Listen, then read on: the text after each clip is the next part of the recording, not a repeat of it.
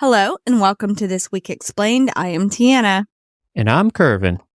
And today we will be discussing the big geopolitical events of the week. And there is a lot to get through, so I'm cheersing you through the computer screen, Curvin, with our wine glasses. Clink! Y'all can't see Dink it and sink it. Yeah. Oh, don't hey, that's like copyrighted. I wouldn't say that. Probably. We're not getting any money for this, we promise. Okay. So what is on your radar? Yeah, so, every continent and almost every country decided to while out, so let's go down the list. This is to include Ukraine, so you guys are included. Yeah, y'all, you guys overstepped some boundaries. So, right, Russia, Ukraine, obviously, we're going to get to that, but there's I had a journalist hit me up asking about victory, what it would look like in Russia and Ukraine, specifically for both of those countries. I will discuss that. But big news from today, or from this week, this Brittney Griner was released in a prisoner swap. We're going to get into everything about that. We're going to update China's Taiwan invasion timeline, which our good friend Cole actually sent me some stuff about that and what he's seeing. Okay, cool. And then we are also going to talk North Korea versus South Korea, because those tensions are heating up in that area. Then we'll get into the Iran morality police and whether they've been disbanded or if it's just a ploy to get people to stop protesting. There is the Wagner group, who we try to bring up at least once a month because they're doing stuff. But they're expanding in different countries in Africa. We'll get into what that means. And using prisoners. And using prisoners fill in. Yeah. Also, Peru's president was arrested. A lot going on in Peru in about 3 hours. A lot changed in Peru. So we'll get into that. And then Nazis may be returned to Germany. So we're going to talk about a German far-right raid. Yeah. And then this week's History's Mysteries, we will discuss Operation Mincemeat. Well, that's a fun one. Mincemeat is gross. That's all I have to say. Actual mincemeat. We'll get ready for this History's Mysteries. You might be grossed out. Oh, well, don't freaking say that. And then we get there and, we get to History's Mysteries and then it's something silly. No, if it's actually gross. It is. Okay. Can I be honest for a second? Shaker bottles suck. Your protein shakes always come out clumpy, and you look like an idiot using the thing. That's why I decided to ditch my shaker bottle for good and get myself a BlendJet 2 portable blender. It makes perfectly blended protein shakes in just 20 seconds. BlendJet 2 is portable, so you can blend up a smoothie at work, a protein shake at the gym, or even a margarita on the beach. It's small enough to fit in a cup holder, but powerful enough to blast through tough ingredients like ice and frozen fruit with ease. BlendJet 2 is whisper quiet, so you can make your morning smoothie without waking up the whole house. It lasts for 15 plus blends and recharges quickly via USB-C. Best of all, BlendJet 2 cleans itself. Just blend water with a drop of soap and you're good to go. These portable blenders come in a ton of different colors. I happen to love the nostalgia of the Lisa Frank design, but there are designs for everyone from camo to Disney characters. What are you waiting for? Go to blendjet.com and grab yours today. And be sure to use the promo code ThisWeek12, that's this week, one word, and the number 12, to get 12% off your order and free 2-day shipping. No other portable blender on the market comes close to the quality, power, and innovation of the BlendJet 2. They guarantee you'll love it or your money back. Blend anytime, anywhere with the BlendJet 2 portable blender. Go to blendjet.com and use the code ThisWeek12 to get 12% off your order and free 2-day shipping. Shop today and get the best deal ever. All right. So, what is the big news coming out of the war in Ukraine? All right. So, like we said, we've had a lot of news globally, but it's not just everywhere else in the world. It is also in the ongoing war in Ukraine. Now, Russia started the week with more bombing, more bombs being dropped on critical infrastructure in Ukraine.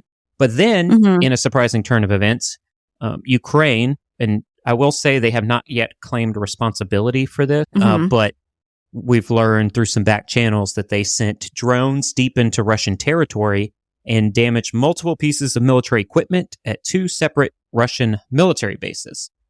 But at least they're not attacking civilian buildings and then saying, "Oh, we thought." Well, I know we could preface it with that, but as of right now, they're just hitting military sites, right? Mm-hmm. Okay. Well, that must have not gone over too well with the Russians, regardless of where they're striking. Like, yeah, I mean, they're probably very, very unhappy about this. Yeah, you got it spot on. It did not go over well. Now, the first thing that happened is Russia sent even more munitions into Ukraine. Mm-hmm. They destroyed all kinds of infrastructure, and the Ukrainian officials have said that it could take up to 6 months to fix their critical infrastructure. It's not like we have winter coming or anything. Exactly. So this is happening at a time where, heating homes, as we know here, yes, is of the utmost importance. Yeah. Now, to add to the severity of the situation, Russian President Vladimir Putin said this week that the world is at an increased risk of total nuclear war. Wow. Yeah. So just last week, we discussed the war in Ukraine as slowing down, but now things are heating up. No pun intended. Let's continue the Russia-Ukraine talk then. You were asked in the media for your opinion on what victory would look like for either side. Since that answer is behind a paywall, would you like to discuss what you said there? Yeah, you guys are getting this free, so enjoy. But I don't know if is the paper going to be okay with that? Does it matter? They're fine. I don't know how that stuff works. Anyways. Oh no, they're fine. They love it. Yeah. Okay. But let's talk about what victory for each side starts with. And it starts with the annexed regions. So those are the recently annexed regions of Donetsk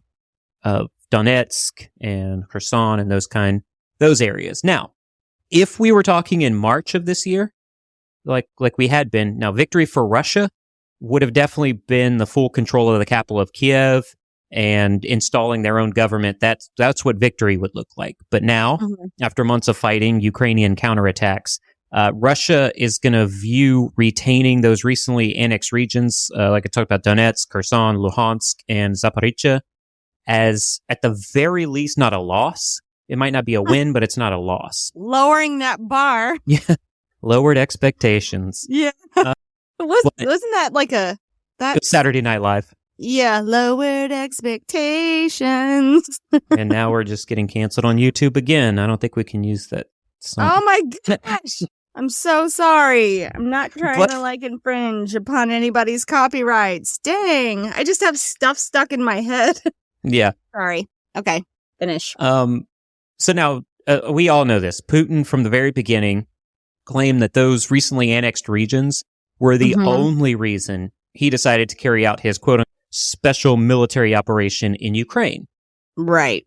So while not gaining control of all of Ukraine will be a blow to Putin's ego, there's a little difference between we're talking about Putin's ego and what is maybe seen as a victory for Russia. He can still present victory in those annexed regions as a victory for the Russian people. Yep. I'm sorry. I don't mean to cut you off. I'm just surprised that Putin would be willing to put his ego to the side to try to frame this more as a victory. Or maybe that is more egotistical. I don't know. When you're falling downstairs pooping your pants, you could put your ego aside, I think. Was not confirmed. Putting out misinformation on This Week Explained. Don't do that. The whole thing is that we're not supposed to be misinforming people. I do appreciate. Dial it back. We don't know if that happened, guys. Yep. We cannot confirm or deny, honestly. So it's most likely not 100% true, but I'm sure there's a tiny bit of truth in that. Okay. Sorry. Tiny nuggets. I keep All right. So after that statement, we'll move on and parallel that with what Ukraine would view as victory. That's going to be a full retreat by the Russian military, and also Putin conceding those annexed regions we were talking about. Mm-hmm. But also returning Crimea to Ukrainian control would be an added bonus. But he's also, that's getting a little out of hand. Yeah. Asking for that.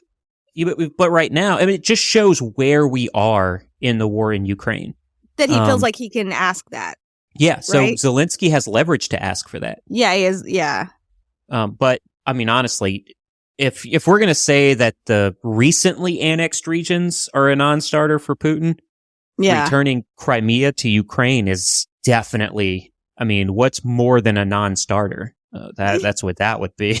Now, the longer the war drags on and the more Russia attacks critical infrastructure, as we get into the winter months, the less leverage Zelensky's going to have in these peace deals. Yeah. Well, should I say Time Magazine Man of the Year, Zelensky will have in peace deals. So I'll give my analysis of the situation on how each country gets to freedom. Now, Ukraine gets to victory, and I said freedom, but I meant victory. Under the conditions that I just said, those, I mean, the main victory is getting Russia out of their country. That's the main thing. And that is much easier at this moment today, in 2022. That's much easier at this moment than what Russia would need to get to victory. I still believe that Putin misstepped trying to get to Kiev so early into the invasion. Well, there's a lot to unpack there. We should probably put together a blog post with some views from both sides, but we'll address that later, I guess. It's an important topic to discuss. We just have a lot to get into, and we are still talking Russia as this week today, specifically, Brittney Griner was traded for Victor Bout. What is the latest news there? Oh, yes. So, as you mentioned, the U.S. and Russia have exchanged prisoners. One, the jailed WNBA star Brittney Griner. She is a star. She was an MVP of the WNBA. Yep. And they exchanged Victor Bout, who's a notorious arm dealer, for her. And he has been held in an American prison for 12 years. Today, President Joe Biden said that Griner was safe and on a plane home from the United Arab Emirates. To just bring more clarity to this, Russia's foreign minister also confirmed the swap and said it had taken place at the Abu Dhabi airport. And he said that the Russian citizen has been returned to his homeland, which I think is just such a basic statement. I mean, this guy is a hero of the Russian people. Really? Oh, yes. I'm not going to lie. I don't know a lot about Victor Bout, but I do know a lot of our followers aren't too pleased about the swap. And it's not necessarily because Brittney Griner was released. It's more about the fact that this arms dealer was traded for her.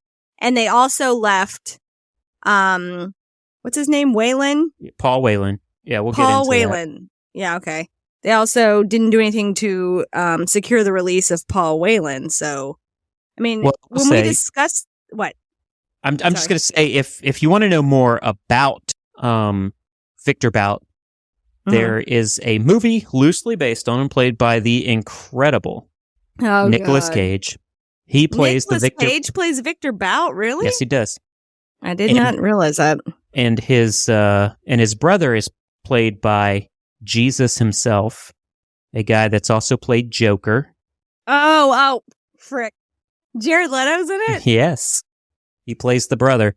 I like that you call him Jesus because of his weird little cult that he has going on. Go look at him. He is. No? Oh, okay. When we discuss this personally, you are on the fence about the swap. Do you want to get into the problems you have, or maybe you have turned a corner and now believe this is a good idea? So I'll say that, I'm off the fence now, but it's not in the way that, the audience may think. I wanted to give it time just to see if, Paul Whelan was part of the deal on the side. Now we know it's been confirmed that the Biden administration called the Whelan family. They told them that he was not part of the exchange. And I firmly believe that that is a huge missed opportunity.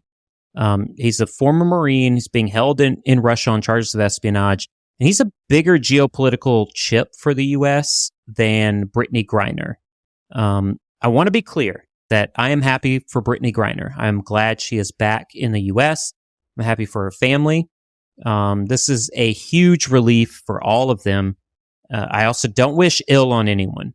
I will say that Paul Whelan is much more important to both Russia and the U.S. than Brittney Griner ever will be.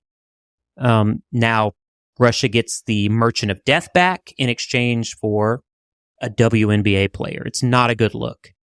Do you want to give a little bit of information on Victor Bout for those new to the show who may not have heard the last time we spoke about him? I don't even remember speaking about him last time, so I don't blame anybody. Yeah, we'll do that. I mean, it was like a year ago last time we... Well, it wasn't a year ago. It was when Brittney Griner was first originally detained. But we'll do that, and then we'll move on from Russia. But he is a Russian national born in Soviet-ruled, at the time, it was Soviet-ruled Tajikistan. And he began his career in air transport in the early 90s. And as we all know, that was after the fall of the USSR. But according to a 2007 book entitled Merchant of Death, that's where he got his name from. And that was a book by security experts Douglas Farah and Stephen Braun. It appears that Bout built up his business using military planes that were left on the airfields of the collapsing Soviet Empire in the early 1990s. And he used those as a way to move back and forth. Now, in 2010, agents from the DEA posed as potential buyers from the Revolutionary Armed Forces of Colombia, also known as FARC. Like we mentioned before, he's the basis for the movie Lord of War. I will say he is not a good person. And he is going to be relied on heavily by the Russian government to gain an advantage in their war in Ukraine. Well, I know you will be following this closely and you'll give us more information as it comes out. So we will be looking for an update on that early next year. Now let's get to China. Did you say that China is updating their timeline for invading Taiwan? I did, and this comes from our good friend Cole at Aucoin S2. So if you're listening to this podcast, you have to be following Cole on Instagram. He is a thought leader for all things Indo-Pacific. He knows way more than I do. Now, according to him, the Chinese Communist Party has invested considerably into the People's Liberation Army, or the PLA, and their capabilities. But they still suffer from at least 4 serious vulnerabilities that may hinder military operations past 2027. Well, that now pushes back the timeline. So can you discuss what the 4 vulnerabilities are? Yeah. I am going to say, though, that I'm only going to quickly run through these. But Cole has made his article free at Substack. I'll link it in the show notes so everybody can go over there. If you like that, you subscribe to him. But he posits the 4 vulnerabilities are: 1, a lack of combat experience; 2, the difficulty of amphibious operations; 3, politics and China's one-child policy; and then 4, lessons learned from other conflicts, most notably the war in Ukraine. And all of these are slowing the advance of the PLA and extending the timeline for invasion, which actually would be welcome news for all the countries in the Pacific. Well, that would be good news if North Korea wasn't going wild all year. This week, they once again sent rockets towards South Korea and then claimed their nuclear program is expanding. So what are they thinking these days? So that last part of that question is actually quite profound. What are they thinking these days? So we just discussed a few seconds ago that China is dealing with quite a few vulnerabilities. Now you put that over North Korea, you can double those vulnerabilities and concerns. And you could probably add a dozen more just because of their economics. But it's not stopping Kim Jong-un. So as you said, North Korea this week fired over 130 artillery rounds towards their rival South Korea. It was basically a tit for tat for the things that have been going on since the U.S. South Korea started live fire drills within South Korea's border. And are they continuing to improve that nuclear weapons program?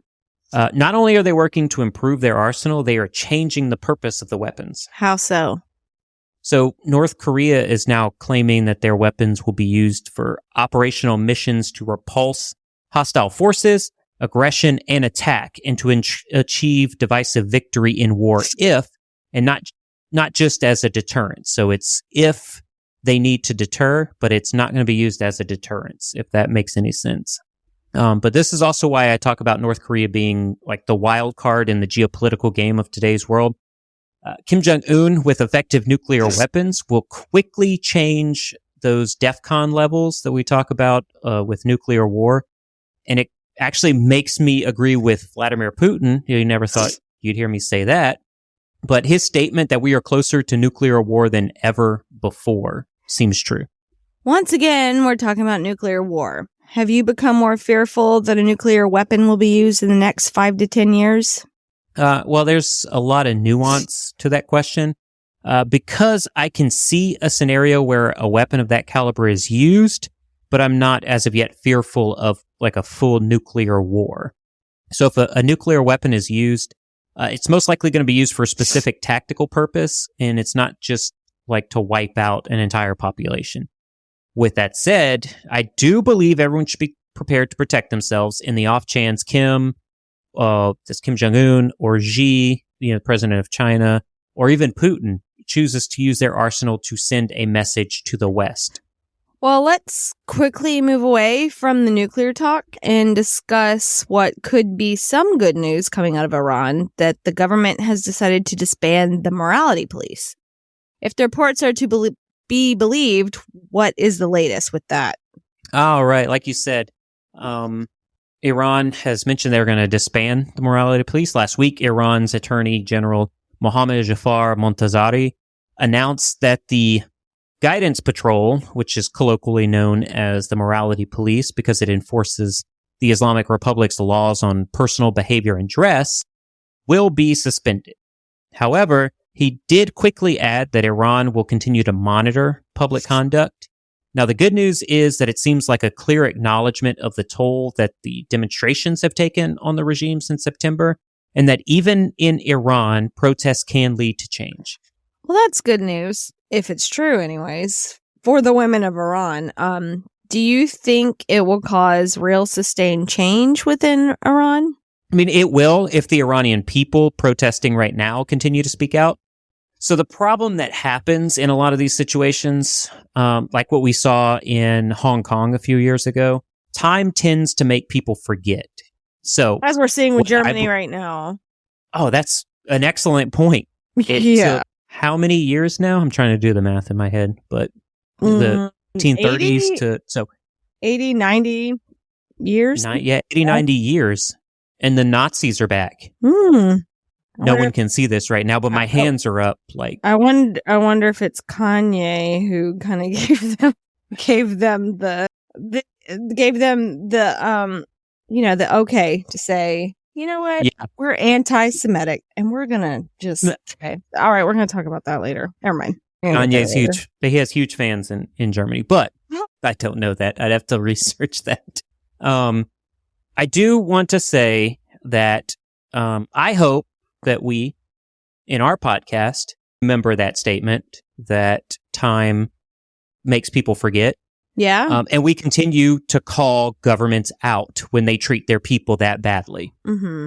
Don't turn the other cheek. Don't ignore it and be like, this doesn't affect me. It affects the Jews or affects the Iranian women who aren't allowed to show their hair or, Yeah, definitely. It's that one statement from, I believe it was a Catholic priest that said it, that, they came for all these other people, and then they came for the Jews, and then they came for me, and there was no one else to protect me. Well, we'll get to the Germany thing. Yeah. But yeah, we need to talk about Iran right now. Let's do that. Sorry. Okay. Well, we are known for not giving up on a story, so I have no doubt that we will continue to speak out against the atrocities anywhere, honestly. So let's move to Africa now and discuss what is happening with the Russian Wagner group. All right. Now, so that's one of those stories that we choose not to give up on. because we both feel like the Wagner Group needs to be called out for how brutally violent they are. Case in point, individuals linked to the Wagner Group have set up a shell company in the Central African Republic to secure and sell diamonds in order to fund the Russian war in Ukraine. Oh, that's so messed up. Yeah, and this actually comes from you. You sent this to me. That fighters linked to the Wagner Group. I was trying to pretend like I didn't know that, okay? That I didn't read that article and didn't send it to you. So, come on. Sorry about that. Andrew calling out Tiana's tactics. But yeah, I hadn't seen it. And so that report was talking about how the Wagner Group is forcing that country's miners and collectors to turn over all their gems, not just diamonds, or sell them exclusively to the shell company Diamville. The Wagner Group fighters have, like we've talked about before, they've previously been accused of involvement in arms activities in the Central African Republic, and now they are exploiting the country's gold and diamond resources. I really just don't understand how these people sleep at night at all. Exploiting a country that already is, fiscally depleted, and just people can't find food or work or education. And these people, I was going to call them a not nice name, but I pulled it back. And they come in and they're forcing these miners who, work crazy hours for almost no pay to give up the goods. That ticks me off so much. And it's to fund the war in Russia. Okay. Now, and I'll be really honest right now before we continue on to this. Because you said something very profound. You said, how can these people sleep at night? And you personally know the trouble I've had sleeping in stuff that I did. Yeah. In the past. It definitely affected you to your core, to the point where you weren't even the same person whenever. Right. That was a tough period in our family life. It affected everybody. It affected you, and then you didn't want to tell us what was going on. So we hadn't, obviously you're not going to tell our children what's going on, but you wouldn't even tell me what was going on. And you didn't even tell me until you got this job that was removed from what you used to do, So, okay, maybe there are some people with a conscience working there and they have no choice, but at the same time, get out of there like Curvin did. Go somewhere else, but I doubt it. I doubt it. They're probably happy to be funding their country's war. I guess that is one douchey way to fund the war. So, what is the narrative from the Wagner Group? I want to know how they freaking justify this.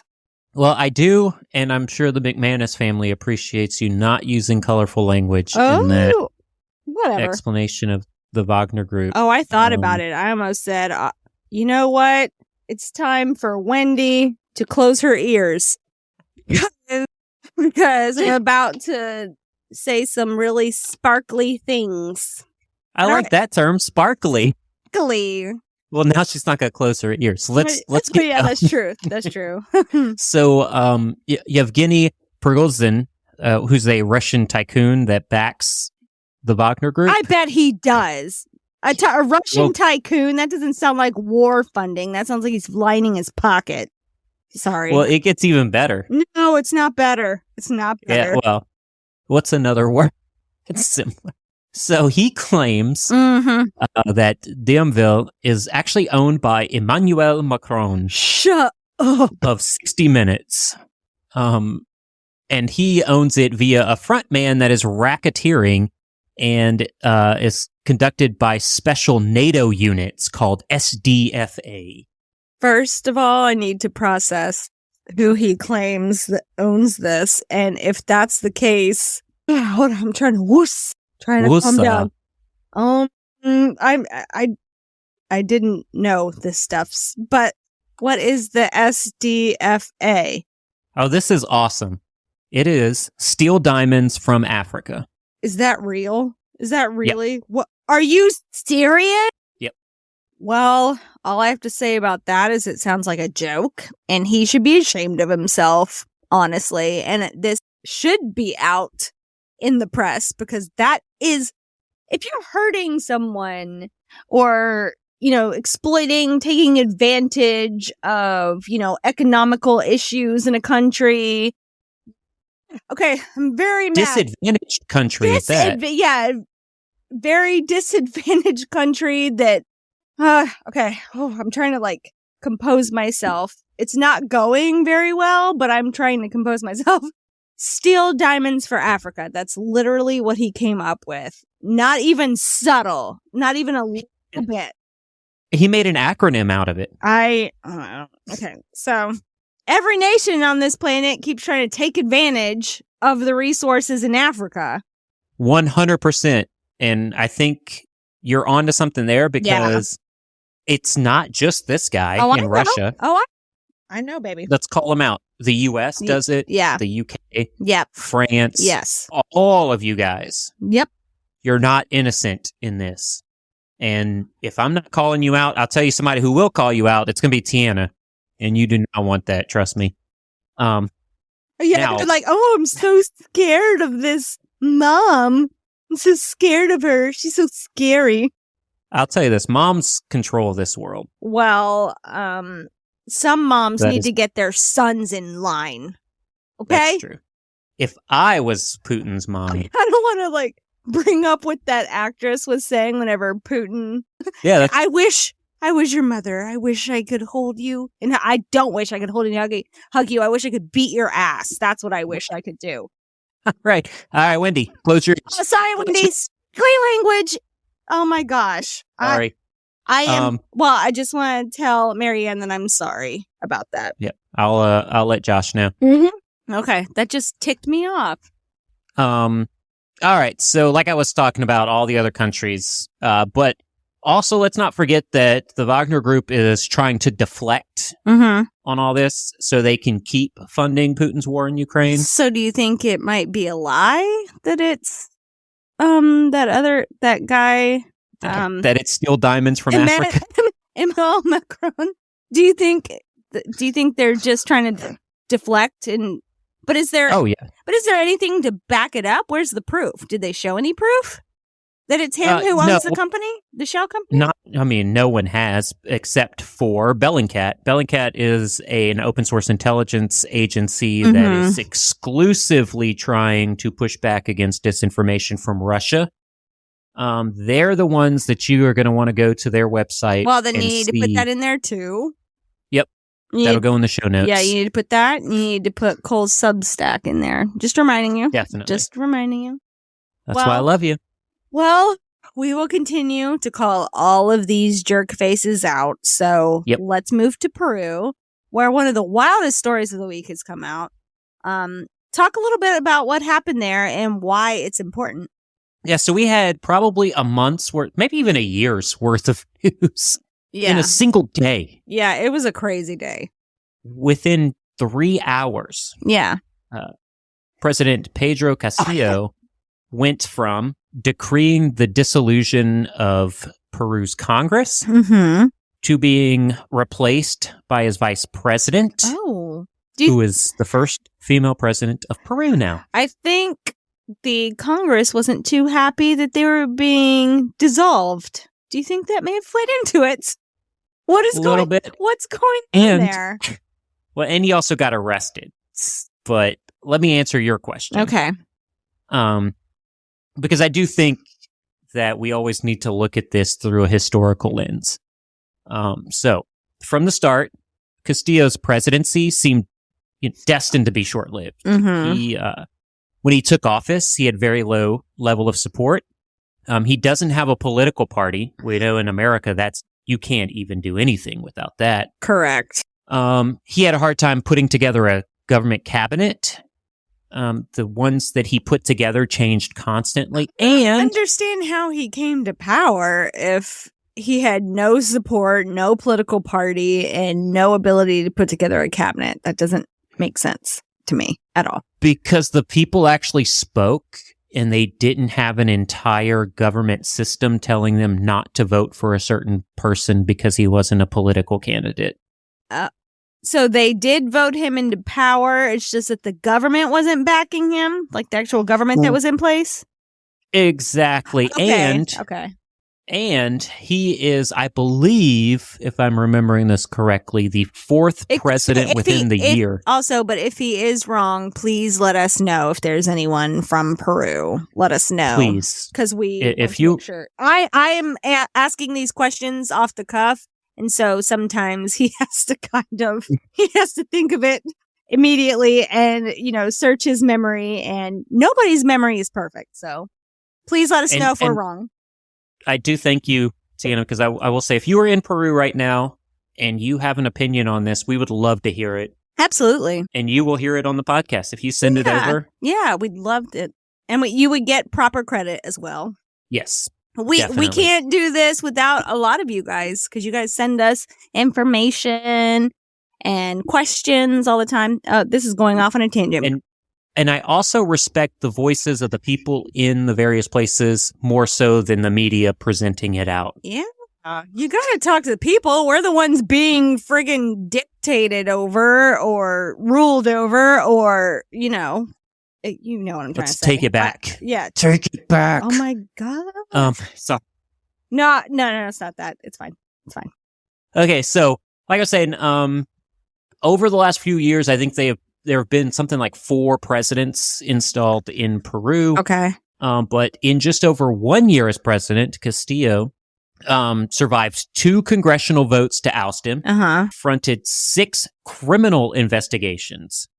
Those investigations were into accusations ranging from influence peddling, which is just trying to gain influence within the country. Which isn't that what every politician does? And this next one, too, that he's being accused of. Plagiarism? Plagiarism. You know it. We have our own president that's been accused of plagiarism. Well, I think to some degree, everyone has a little bit. Everyone's running out of. Well, wasn't that a Selena Gomez song? Oh my God! We cannot quote Selena Gomez. We've already twice brought up somebody else's copyright. Yeah, abort. So let's keep moving on. Okay. Selena, if you want to come on, please. You have an open invitation. But what is? I mean, she's great and all, but what is she going to contribute? Another civilian lens to look through. Yeah. The rich civilian lens, because we aren't rich. Some good advertisements. Oh yeah. Now, like I said, all that he survived those votes to oust him. Castillo says he's not had a single minute of truce since taking office, and he actually blames it on Peru's political elite wanting him gone. Well, that sounds an awful lot like what America discussed for 4 years from 2016 to 2020. Very good parallel there. Donald Trump had a political party. Well, yes, he was backed by a political party. And his political party was reality show star. That's what it was. Because I wouldn't say RSS. I don't think he really aligned with. Well, I mean, I guess all of our parties are becoming really polarized. They're dividing farther and farther apart. But yeah, I would say that his political party is reality show. Yeah. The reality show party. But a lot of that does parallel Donald Trump. Okay, well, yeah, explain. Now, the twist of it is that Castillo is a leftist party member. And he also comes from humble beginnings. Now, you can't say that about Trump on either side. Yeah, he got money from his daddy. Yeah. But I will say that your point... Just kidding. I mean, let's be honest. We're from humble beginnings as well, We're all friends here. Yeah, we're all friends here from humble beginnings. We're having a good time. Dude! YouTube is going to hate this one. We're sorry, YouTube. We'll say all that, but we're not sorry. No, we're not. Like Trump, though, he was an outsider, and the government did not like that he was an outsider, and they wanted him out. Now, my opinion is that he kind of misstepped by trying to dissolve the entire government. Yeah, that is kind of wild that he thought he could just come in there and just abolish everything. And then try to install a state of emergency. Yeah. Which would give him... Well, yeah, that's going to give him unfettered power within the Peruvian government. Sounds like something Donald Trump would have done if he could have. For sure. For sure. He wanted unfettered power. For sure. Yep. Okay, so... At me if we're wrong. Nobody needs to at you. You're not going to get any ads from that because... Oh. No. So, why is this so important on a global scale? So I think it's important, and maybe people will disagree with me, but I think it's important because I think South America is going to play an important role in a global conflict. Mm-hmm. So the leaders of South American governments like Peru, Colombia, Brazil, Venezuela, all those, they're going to decide how their countries align during these global skirmishes. Mm-hmm. Now, right now, there's been a shift in South America to align with China.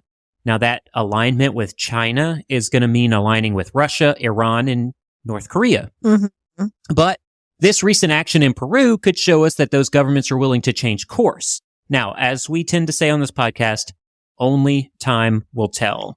Maybe they'll also start housing the Nazis in Germany again. Let's see if we can talk about that story. Okay, all right. I'm just I'm covering my face with my sweatshirt. I know it's a little soon to be saying that, but things are kind of scary right now. So let's definitely get into this repeat of history before we talk about history's mysteries. Can you explain what is going on in Germany right now? And also, why haven't you consulted Uncle Dave yet? Because... That's a good question. We need to do that. Okay, so anyways. Yeah, I know. Yeah. Ask the first. Answer the first. Dave, Sorry. Dave, reach out. Let's talk. See what you're seeing out there. I will message him and ask him. No, I know you will. I will message him and be like, hey, what's over there, buddy? So I will tell you what we know in the news, and then maybe next week, if Dave gives us some more information on the ground, he will. We'll have something different. But this week, German police conducted nationwide in Germany, raid and arrested 25 people suspected of belonging to a far-right terrorist cell. Investigators believe that some of them were plotting to overthrow the government. And you mentioned to me this week that this is very reminiscent of what happened in Germany in the 1930s. So can you elaborate on that for our listeners? Yeah. So I'll say, according to what the prosecutors have talked about, they said that the group was inspired by the deep state conspiracy theories of Germany's Reichsbürger, which translates to citizens of the Reich. Mm-hmm. And they do not recognize modern day Germany as a legitimate state. I don't even know what to say to that. Yeah, no, not a lot of people do. Now, some of them are devoted to the German Empire under monarchy. Okay. Some are adherents of Nazi ideals. Mm-hmm. And others believe either of those things, but they also believe that Germany is under military occupation right now. Now, this plot envisioned that a former member of the German royal family, they've identified him as Henrik the 13th, that he is the leader of the state of Germany, while Rudiger Charles Ernest Demo Aldi of Saxony would be the head of the military arm with the aim of building a new German army. Well, the fact that Nazi propaganda is returning to society does not sit well with hopefully any human being with a conscience. During each global war of the early 1900s, Germany and Russia were enemies. So will this still be the case? I will say that it's going to take a full history lesson to be truly informational on this. But as of right now, both possible German leaders are actually looking for support from Russia. And that's actually a change from World War I and II. Yeah, I know. Yeah, well, I'm saying that lesson. I'm speaking at you. So I started spacing out and thinking you were just talking to me. I'm like, yeah, I know. I know that part. I have a lot of books. I've read a lot idiot, of books. I know that. Sorry, I wasn't trying to. It's a little like peek that. into the conversations we have together. It's also a peek inside of what happens when I space out. Yeah. So Jeez. what I'm going to say is that, yes, history repeats itself Mm-hmm. on a consistent basis.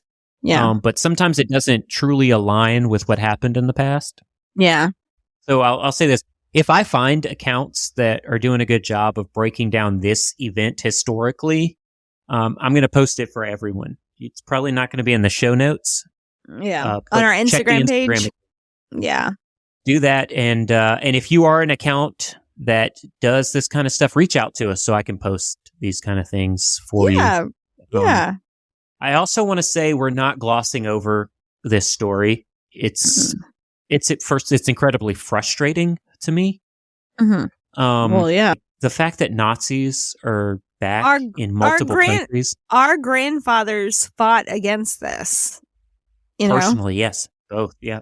Yeah, your grandfather was in Pearl Harbor. I mean, my grandfather did a lot with planes and stuff.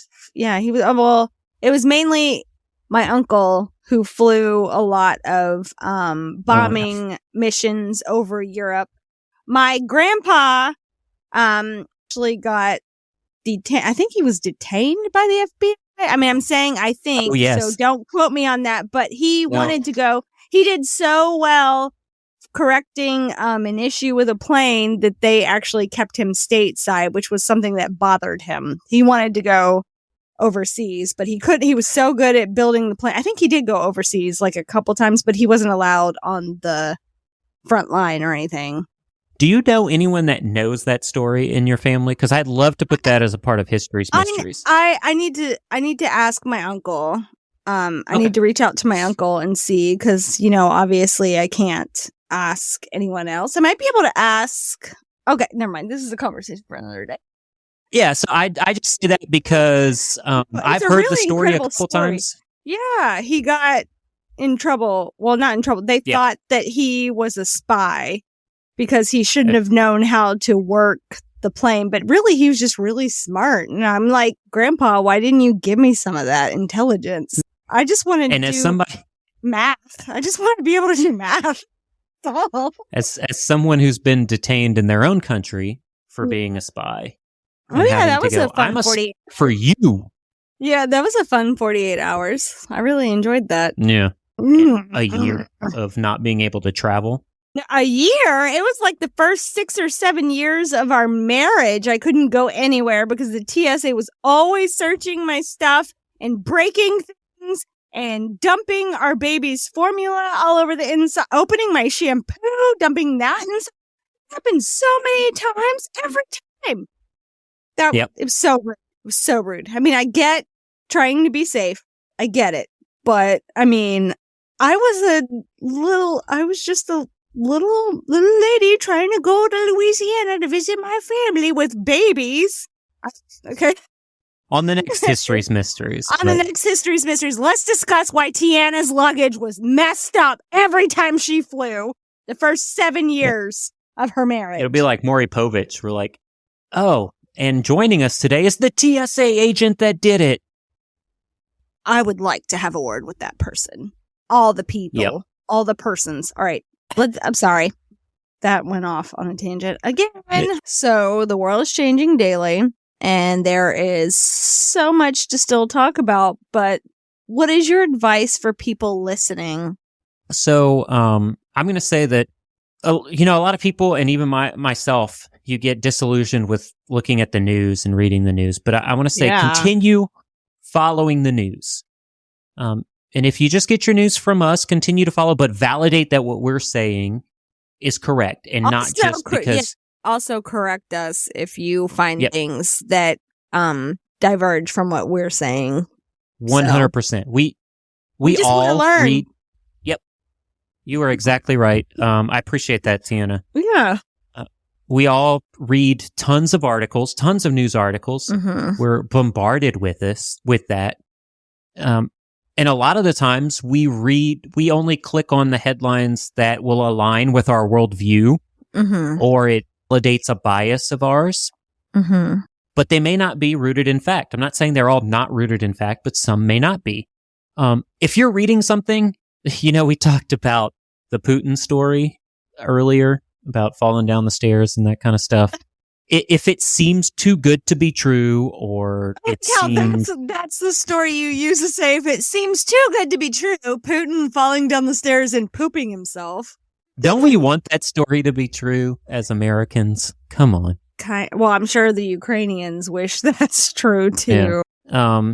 So if it does seem too good to be true, and I guess that's just lack of a better phrase. Yeah. Do the research and validate it. Or honestly, you can send it to me. And I'm not going to tell you how to think, but I might be able to put out some different opinions on the topic, and then you can formulate an opinion yourself. Yeah. If you want to do that. Yeah. Now, that's if I can find them. If I can't, if I do find that what you're reading is actual fact, I will send that to you. Yeah.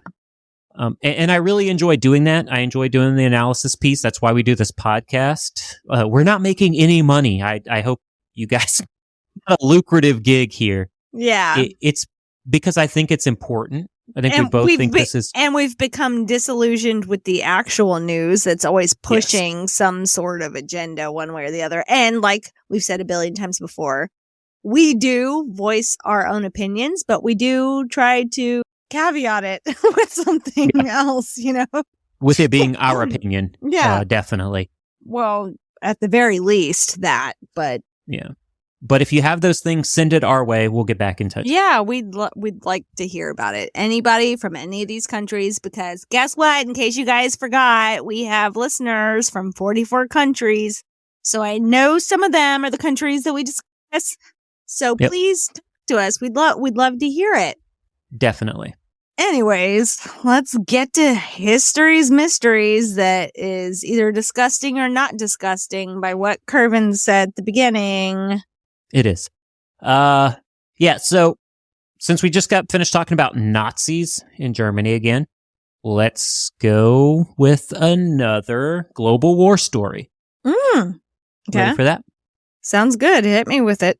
All right. So, this week we're going to discuss Operation Mincemeat, which was later described by his...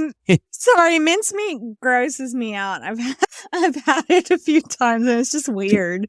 There's like beef suet tossed in some liquored up nuts. Basically what mincemeat is. It's beef suet and chopped up nuts. I know this is going off in a tangent. No, I like the liquored up nuts. The liquored up nuts. Now, historian Michael Howard described it as perhaps the most successful single deception operation of the entire war. I think the inflatable tanks were, but okay, continue. Well, we'll see if you'll change your mind here. I doubt you ready? it. Let's do it. Okay, so I guess it's important to say we are talking about World War II. Mm-hmm. Now we're specifically following the Allies' successful North Africa campaign. So this is after the Allies' North Africa campaign in Morocco, countries like that. So Winston Churchill, the Prime Minister of the UK at the time, was determined... Sorry. Don't be sorry. That was awesome. I don't know what made me think I needed to say it. Just reminded me of Zoolander. We need to stop quoting everything. Sorry. Well, Churchill was determined to attack what he described as Europe's soft underbelly. That soft underbelly was the Italian island of Sicily. And how did he plan to do that? So first, Churchill knew that in order to get to Sicily, there would need to be a deception campaign, as Hitler would see the invasion from miles away. So the Brits devised a plan. A British submarine. Yes. Well, it's just a deception mission. Okay. It's a deception operation. Okay. And this was their plan. Okay. A British submarine would surface off the coast of Spain near the port of Huelva, and it would carry a sealed canister containing the body of a deceased officer. There you go. There's that. I see the face now of disgust. Okay. Attached to his belt would be a briefcase containing a letter that, were it to fall in the wrong hands, would reveal the Allies' plans for an imminent invasion of the Balkans. So, I just snorted again. So who was the officer? All right. It wasn't a dead British officer at all. So they dressed him up. It was the man who never was. Okay. This was a homeless drifter called Glyndwr Michael, and the letter his corpse carried was an elaborate fake. They just... Okay. I'm trying to process this. It's not working so well, so continue, please. Okay. So Operation Mincemeat was first floated as an idea back in 1939 by Ian Fleming. Okay. Our listeners should know who Ian Fleming is. We talk about him a lot in History's Mysteries. He's the man that would later gain worldwide fame as the creator of James Bond. So, Ian Fleming was asked to come up with a series of deception schemes at the start of the war, and one of his ideas was dropping a dead body loaded with fake documents behind enemy lines. I mean, it's smart. Maybe not the most moral deception campaign, but nothing ever is, I guess. Yeah, what is morality anyway? Is this a philosophy podcast now? No, I guess we shouldn't go down that rabbit hole. But how did they get a deceased body? Please don't tell me they ended up killing the guy to use his body. Okay, I won't tell you that. Okay.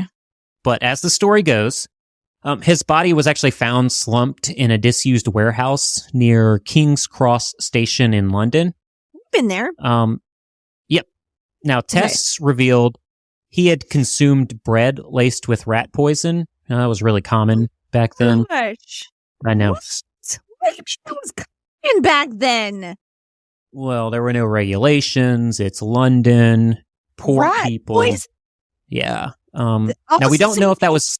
Well, something else those people should be ashamed of if they did that on purpose. Shame on them. Okay. And we don't know enough. if it was intentional or maybe he got it out of the trash can and there was that still makes me so sad though. Doesn't matter. He was friggin' hungry. 2 days after, Mm-hmm. After they found him, he succumbed to internal injuries and he died at the age of 34. This is depressing. So after the UK government found out that Michael had no friends or family, they knew they had their man. So the body was dressed in a uniform of the Royal Marines, an officer of the Royal Marines. At least they made him fancy. Yeah. And he did good, so maybe his soul sees that and feels like it was an accomplishment. I don't think it's his soul that's at issue here. I think it's the people who are like, hey, this man who has no family or friend, they're the ones who have to sleep at night. No, those souls are screwed. Now, what they did was they lined his pockets and wallet with like pocket litter. Mm-hmm. So let me go off on a little bit of a tangent here about what pocket litter is for, intelligence, for spies, intelligence agents and stuff like that. So pocket litter is things. So if you have a backstory on who you are, you have to have certain things on your body, on your person.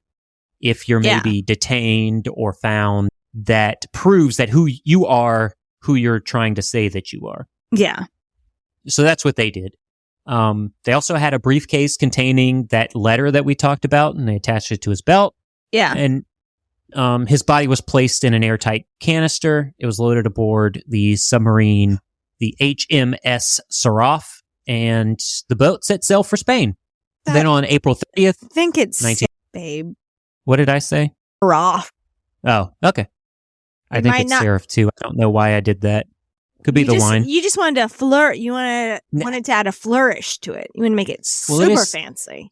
Because it was coming up at Spain, and you know how that goes. But on April 30th of 1943, his body was dragged aboard a Spanish sardine fisherman's boat. Mm-hmm. Now, as soon as it was in the hands of local Spanish authorities, Spain was actually a neutral country at the time.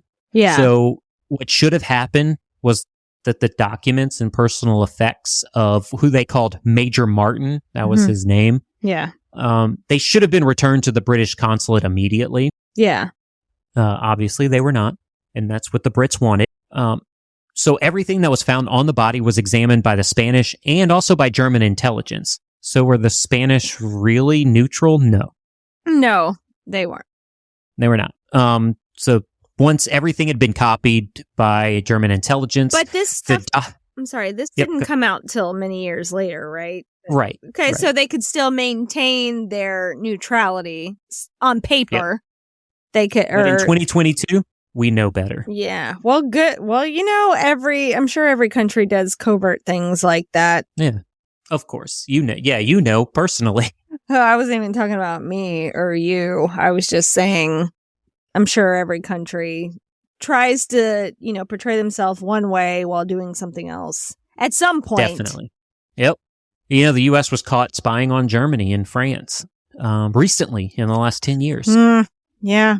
I wish I could. But as I said, so all of that was copied, and then after it was copied, to kind of be on, be deceptive themselves. Yeah. The documents were soaked in seawater and then returned to the British consulate. Okay. But here is where the British were actually very smart. They placed a single eyelash inside the envelope. Okay. And it was missing when it was returned. So that clued them in that it was taken. It was proof that the Spanish, at least, had read the letter. That's really wild. That's a very elaborate plan. I never would have thought I'm going to pluck out an eyelash to see if somebody reads my letter. That's crazy. But now I'm going to start doing it. So, yeah, right. Did the Germans believe the letters were real, though? They did. So the letter made its way to Berlin, where its contents were actually looked over by Hitler himself. Oh, okay. Now, thanks to that and other deception operations, Hitler had already begun to suspect an Allied attack on the Balkans. So that Operation Mincemeat kind of sealed the deal for Hitler. That's what they were going to do. Yeah. Now, the Allies began their attack on Sicily on the 19th of July. So that body was recovered the 30th of April. Now we're talking the 9th of July in 1943. Yeah. It was actually carried out with a vastly reduced operation. Hitler remained convinced, even as the attack was going on, that the main attack was still to come in the Balkans. He even sent one of his top generals to Salonika to oversee the defenses in the Balkans. So, of course, there was to be no attack on Greece, no attack on the Balkans. Yeah. And by the time the Axis had realized they'd been fooled, it's too late to do anything about it. That's a fascinating story, and it wasn't as gross as I thought it would be, so shame on you for building that up so much. Actually, I'm glad it wasn't. I am glad that it wasn't super gross. I want to know, is there anything else for this week as we cross the hour mark? I would like to know. Yeah. Well, we said in the beginning we had a lot to talk about, so. We did. It's been a wild week, and obviously, that's all we have time for. It's more time than we've ever taken. Well, I don't know. I think there were like 2 other episodes that we may have crossed the hour mark, but this is a rare occurrence. So, congratulations, world, on being such a crappy place. So, as always, if you like this show, please try to tell at least one person about us. We can be found wherever you listen to podcasts. If you have a moment, head over to Apple or Spotify podcasts and give us a 5-star review, because those can help us get noticed by thousands of podcast listeners globally. And as always, if you would like in-depth coverage of these stories and more, you can head over to our Instagram account while we try to fix our website at Aucoin Analytics. Yeah, at Aucoin Analytics is our Instagram, and then AucoinAnalytics.com. We've thought really long and hard, and we're super creative with all of these names. AucoinAnalytics.com is our actual website. And then we're going to do Stealing Diamonds from Africa. That'll be our next website. It'll just be stfnid.com. Well, I think that's probably also trademarked now. It might be. It might be taken. I'll have to look it up. Mm-hmm. Well, I do want to say, Tiana, thank you, as always. thank you so much for coming on here and listening to me drone on about all this stuff. And until next week, for everyone, stay safe.